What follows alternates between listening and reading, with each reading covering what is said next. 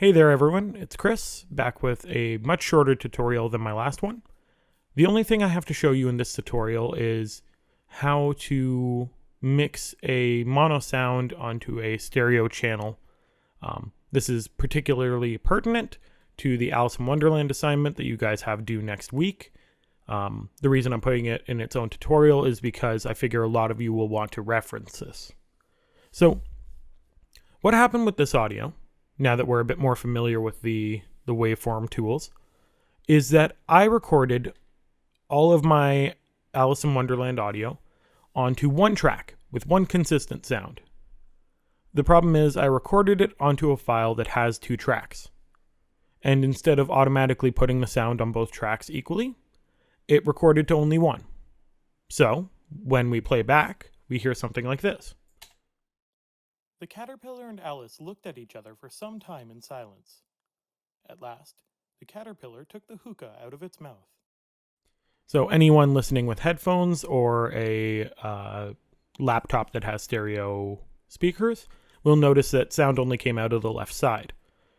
We can also see, if I play back again and we look at the levels over on the right-hand side, and addressed her in a languid, sleepy voice.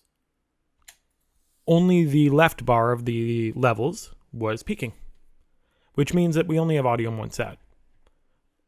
So the way we remedy this, and I'll do this a couple of times, is we go up to Effects in the upper section.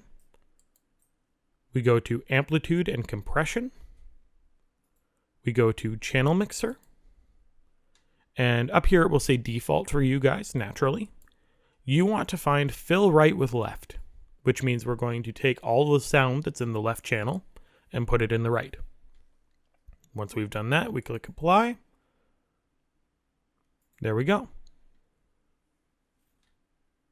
So I'm going to undo and redo that one more time for you guys. We go up to Effects. We go to Amplitude and Compression. We go to Channel Mixer. We find in the list Fill Right with Left. We click on it, and we click Apply.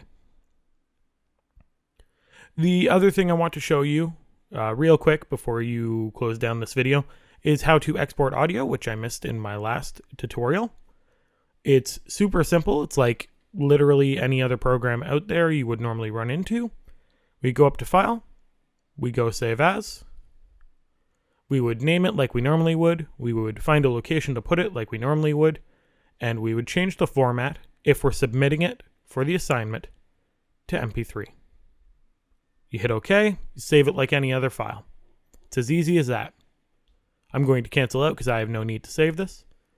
But if you have any questions about mixing audio or exporting audio, feel free to email me at christopher.arnt1@mohawkcollege.ca. That can also be found on eLearn in our learning plan and on literally every lecture slide that we have. So again, if you have any questions, feel free to ask, and I hope you guys have a good one. I'll see you next week.